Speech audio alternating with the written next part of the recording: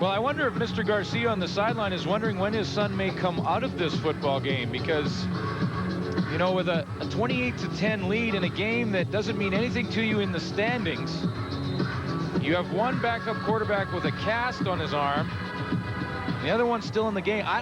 You know, it's getting to that moment where you got to start to think that maybe Henry Burris should be out there taking some snaps.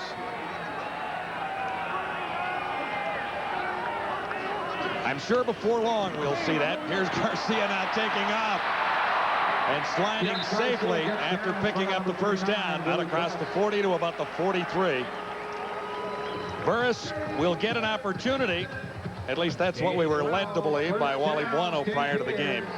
Well, the other thought there, John, is that Henry Burris has really thrown like 2 passes. There it is. 2 completions. He's thrown 4. Yeah, 2 completions in 4 attempts. I stand corrected. And, you know, when you haven't been in there and taken too many snaps, I mean, the Calgary Stampeders may need him if something should happen to Garcia in the first quarter of their playoff game. Kelvin Anderson having a fine afternoon. Across the 45-yard line. Busiest of all the Stampeders, no question about that. You know, so, you know, just to go back to that Burris side, if you play Henry Burris now, you know, he's not going to learn a whole lot in a game and a half that they have left in the regular season, but he will take some snaps under fire. Gives him a little bit of experience. So not only are you protecting your starter by putting him in, but you're also giving him a little bit of experience in there. Garcia looking at 2nd and 6, a little play action fake. The charge was on. He has Alan Pitts sneaking out, and he'll be stopped short of the first down around the 50, wrapped up by Dwayne Provo. And this is another reason, and I just got to get back to this, because Jeff Garcia threw that little pass right there to Alan Pitts and then took off running to try and get a block. I mean, it's the 2nd time he's led at least in an interference area. That's right. I mean, this is the type of guy that Garcia is. I mean, he's a competitor. He is a fiery guy. I mean, you can't take that away. You can't tell him, stop running down the field. Don't look to block. We don't want you to block. You can't tell Jeff Garcia to play any differently. And you can't tell Jeff Garcia not to run when he sees that opportunity. That's right. And, you know, that's how you get hurt, running down the field like that.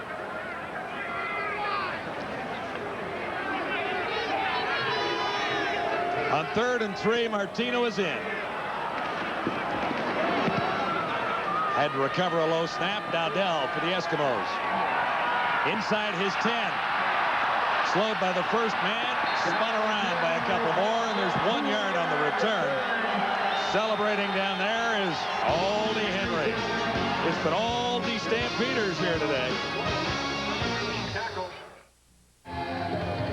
Jimmy Kemp couldn't get it done. 7 of 14, 84 yards.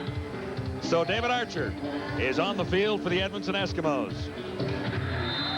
It'll be 1st and 10, Edmonton. Back at the 10-yard line, so Archer doesn't get much of a break in field position here. Archer looks deep. He has Wiggins. Big play, Edmonton. David Archer and a quarterback. Brian Wiggins has a whole bunch, and Archer really put this one on the line. Well, and this is the play that he must have seen from the sidelines, because they haven't run it all game. A little play action, naked bootleg to David Archer, something that Calgary would not expect him to run. Turns around and with authority, you remember, he put that one on the money with authority without warming up a whole lot on the sideline. David Archer's been standing on the sideline all game, so pretty good throw considering. 47 yards for the Eskimos. Now set up at the Stampeder 52-yard line. Edmonton down by 18. Play action fake by Archer, standing in. Blair can't make the catch, and he was looking for a flag there in the tight coverage by Eddie Davis. Well, it looked like Don Blair went up with that with one hand, and I'm wondering if maybe Eddie Davis was holding the other hand. Because holding hands is illegal in the CFL. Well, he just sort of put one hand on it, and I don't think Eddie Davis was holding the other hand. I'm wondering why he didn't try and put 2 on it. 2nd and 10 from the 52. 2:47 to go in the 3rd quarter. Stamps on top, 28-10. 2nd and 10 for David Archer. And on his first sequence for the Eskimos, and he missed Tony Burst. Archer throws it behind him, incomplete. And Archer was behind the target. Archer's fired up. I mean, he wants to come in and try and turn his fortunes around, and the Eskimo fortunes around. No question. I mean, he has had a rough one. It has been a tough week. It has not been the way everyone thought it might be for David Archer returning to the Canadian Football League.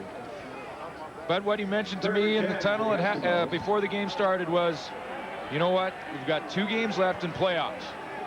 And a lot can happen in that time, and I want to turn this thing around. Coleman is back. Fleming at his 45 brings a high one down. Marvin Coleman, a little stutter step down there. Fooled a couple, but C.J. Williams makes the tackle. 17 yards on the return. There are markers down in the area of the return.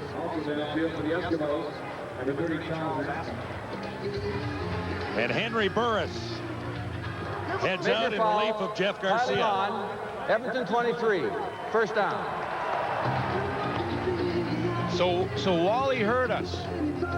Wally was listening. He was listening.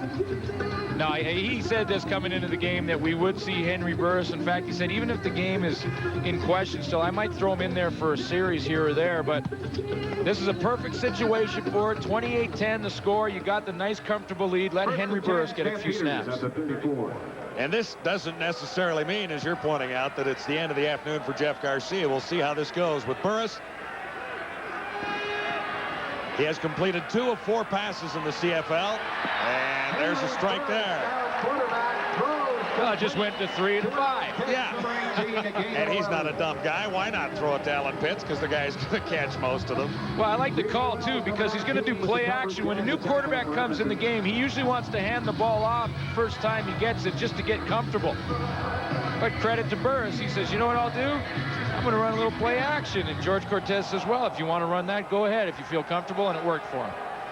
12-yard gain, first down. Stampeders out now. Across the 45. Calvin Anderson.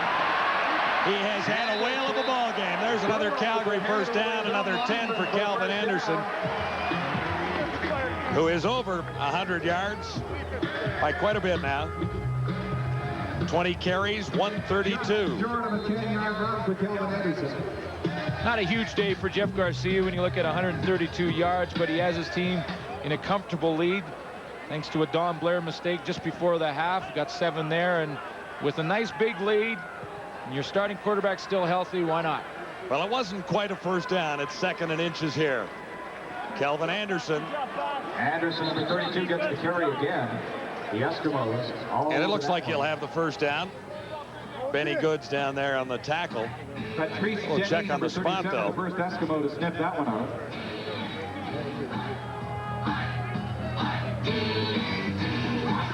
Well, Wally Buono's been in this situation a few times in the 90s, hasn't he? Where He certainly has. Had first place locked up in the division with a couple of games left to play, and he's trying to always a balancing act between how much time your starters get, and you know it really is a limited roster, so you can't make too many substitutions.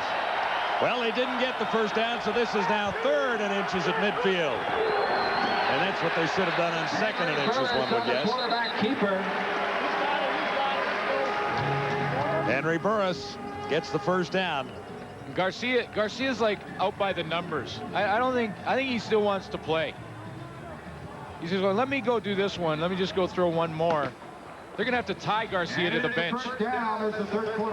Third quarter is over. The Calgary Stampeders still control things here at McMahon Stadium with a 28-10 lead on the Eskimos.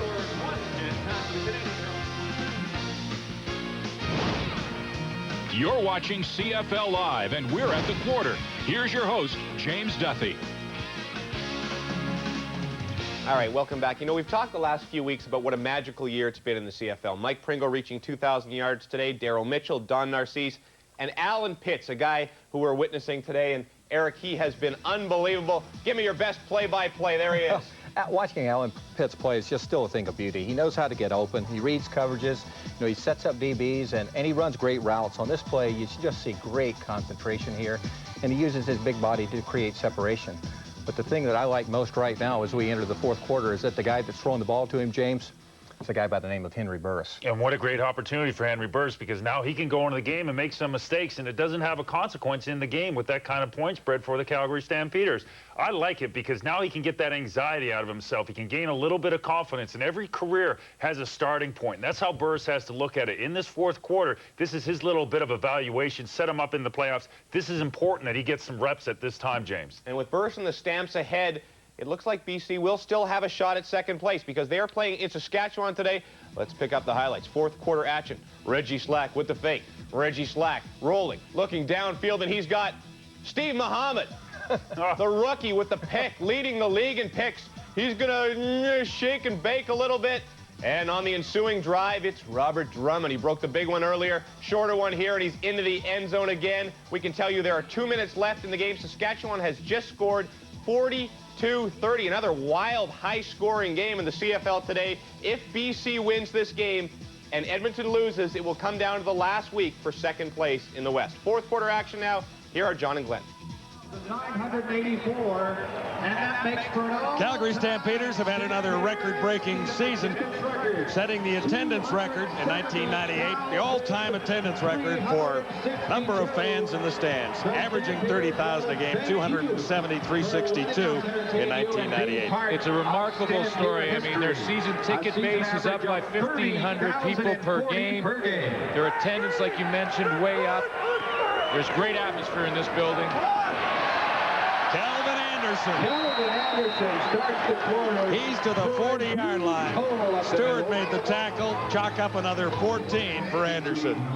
I mean, this is the key to the football operations part of it. Wally Buono taking care of things on the field. That's why this organization has turned around. And Zig Gucci, the owner of this team, has done a marvelous job in the last 5 years as well to make this a first-class organization with a winning tradition. This has been terrific. And here's a guy who helps us every week, Ron Rook. He's the best. He really is. I mean, it's professional in this organization from top to bottom. You gotta love Kelvin Anderson this afternoon. There's 15 more. 15 yards. Well, this is the football operations part of it. Kelvin Anderson taking care of business on the field, and credit Wally Buono for building a team with great depth, building a team through the draft. You rarely see a rookie crack the lineup here in Calgary, and that's good news if you want stability and consistency out of your organization. Wally Buono, the best at it in the 90s, no question about it. And you talked about this organization, professional from top to bottom. Another Stampeder first down. Burris stands in and fired a little too far. Terry Vaughn was the closest receiver, and he was at least 7 yards away. Well, the way Kelvin Anderson is playing, I don't know why we just don't, the Calgary Stampeders, just don't give him the ball every time. 160 yards. And he's had some nice runs, including that longest march of the afternoon for 21. 14 and 15-yard carries in this particular sequence. And he has the Calgary Stampeders down at the Eskimo 25-yard line, second down from there.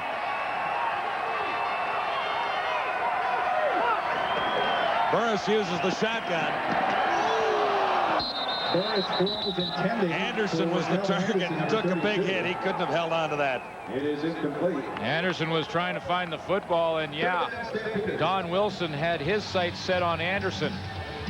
He's in charge of coverage on the play. He's to the left of your screen, number 25. He sniffs this one out. This is a veteran. He's seen this play a few times. Not his first rodeo. And he came up and gave Calvin Anderson a bit of a rough ride. Don Wilson, 61 career interceptions in his years in the Canadian Football League. He's had a nice run. Speaking of running, Kelvin has done that well this afternoon. Stampeders will settle for a Mark McLaughlin field goal. Kellogg will put it down on the 32. Mark McLaughlin good on 2 of 3, make that 3 of 4. So it makes it a little more difficult for the Eskimos to come back. They're down 31. The numbers on the board here and now. What are you doing? Well, I'm going to change one here. No, but that's after 3 quarters. Yeah, that's. Oh, okay. So now, he's added 30 yards in the fourth. Well, that's a 1. Time of possession.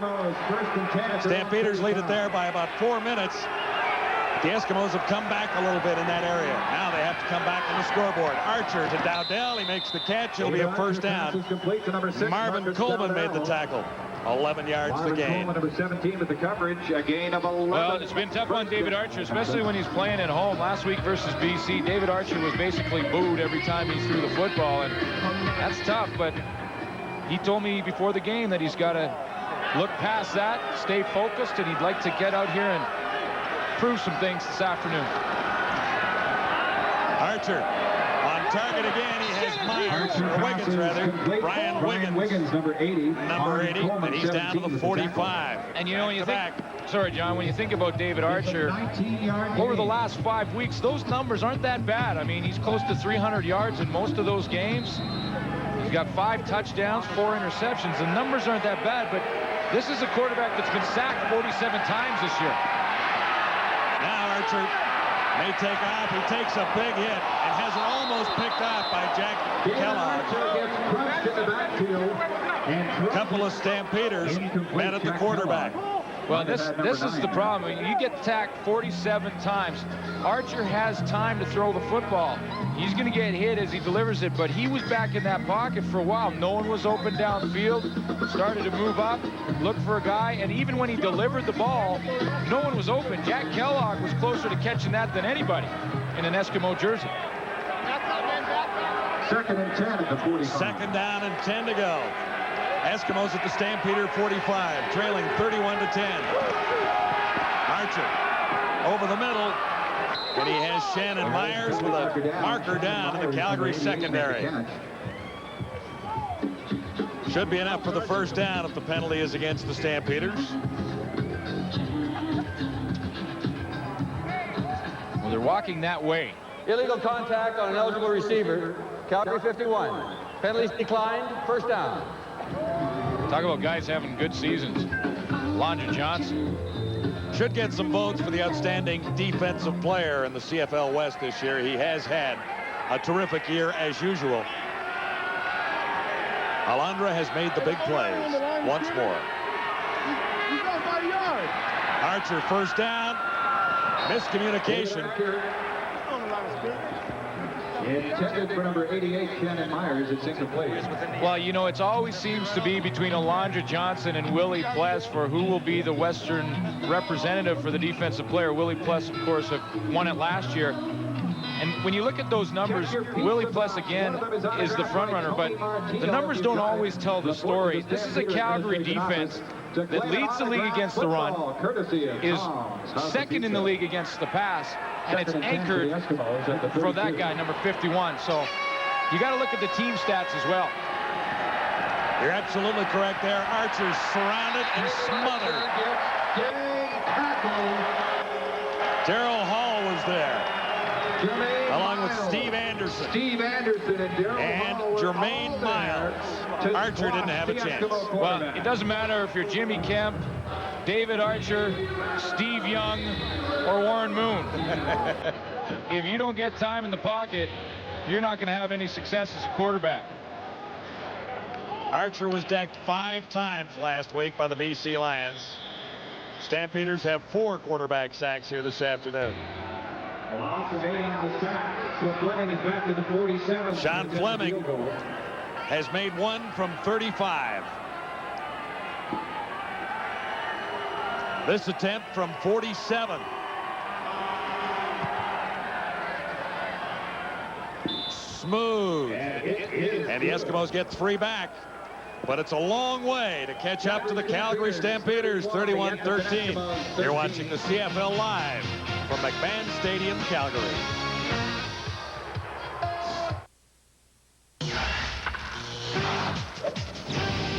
Welcome to our TSN Newsroom, everybody. I'm Teresa Cruz. We're getting ready for a busy edition of Sports Desk coming your way right after the football game. We'll have all the day's news and the highlights, including the undefeated Denver Broncos taking on the Jaguars. We've got some highlights for you now. Broncos get it going right away. John Elway to Ed McCaffrey over the middle, fights his way into the end zone. The Broncos went up 10-3 at this point. Later on in the half, Terrell Davis will go off tackle for a 5-yard touchdown run. That's his 10th of the season. 17-3 Broncos. Okay, last play of the half. Take a look at this. Jason Elam attempting a 63-yard field goal, and it is good. Ties Tom Dempsey's NFL record from 1970. And right now, it is 27-10 Broncos in the third quarter. Elsewhere, Mike Weir is going to have to return to Q School. He finished 131st on the PGA's money list. He needed to finish in the top 125. That is it for now. We're going to take you back to the fourth quarter. I'll see you right after the game. 100th touchdown catch. Anderson got the call again and escaped again. Did a heck of a job to get back and over the line of scrimmage. I wonder if Kelvin Anderson will get a little bonus from his owner. Yeah, it stays like this. He might want to go and ask him. Zig Gucci has, as we talked about a little earlier, done a wonderful job since taking over this team. He's put fans in the stands here. And football has been fun in Calgary for the last 5 or 6 years. Well, and this is a guy who competes against the NHL at some point in the year. I mean, this is a big-time city when you talk about the entertainment dollar, much like Toronto or Vancouver. So he's had to battle some competition and done a real nice job. 2nd and 8. This is Henry Burris at the controls, and he's wrapped up. Willie Pless. Willie Pless, number 39, charging in on Henry Burris there. We're talking about Willie winning the Defensive Player of the Year award last year. Well, yeah, and Willie must have heard us because he said, wait a minute, don't rule me out just yet. I've got some pretty good quickness. I can beat Fred Childress, one of the best to the outside, and catch Henry Burris. Just want to make one more point, you know. Yeah. Winning last year, and the year before that, and the year before that, and the year before that, and the year before that. Stop me when I get to 5. 5 times in a row. Loss substantial, 3rd and 17. Martino standing back at his 14-yard line.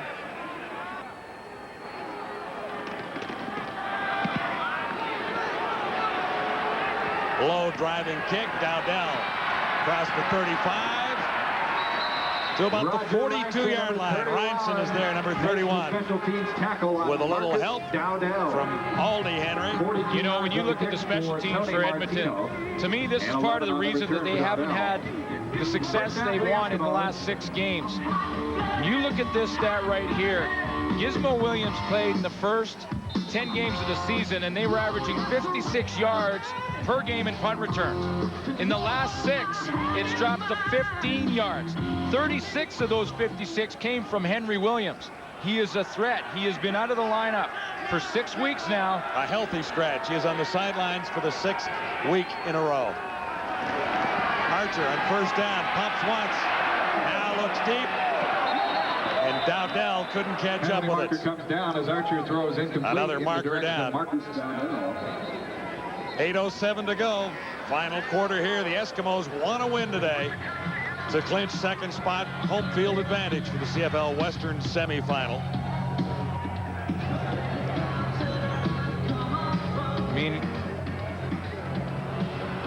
Holding, Edmonton 55. Illegal contact on an eligible receiver, Calgary 21. That's when, just to go back to that special teams point, Kay Stevenson has been under a lot of heat throughout the game, and Gizmo Williams has made the road trips. He'll be on the sideline for moral support, but it's a bigger factor when you just take the 36 yards per game out of the lineup. That's one thing, and that's big enough because that's 3 first downs, but he is also a leader on that team, and they have really missed that part of his game. On 1st down, it's C.J. Williams making the catch. Nice toss from Archer. C.J. Williams, and Williams 33, takes the forced pass out by safety Greg Frères. Gain is 26 yards, so this will keep this Eskimo drive rolling. Well, David Archer now is really in 3-down football, and he's going to have to keep him in the no-huddle offense or the hurry-up offense for really the rest of this game. He's got to score in a hurry. He needs 3 touchdowns to win. Eskimos are trailing by 8.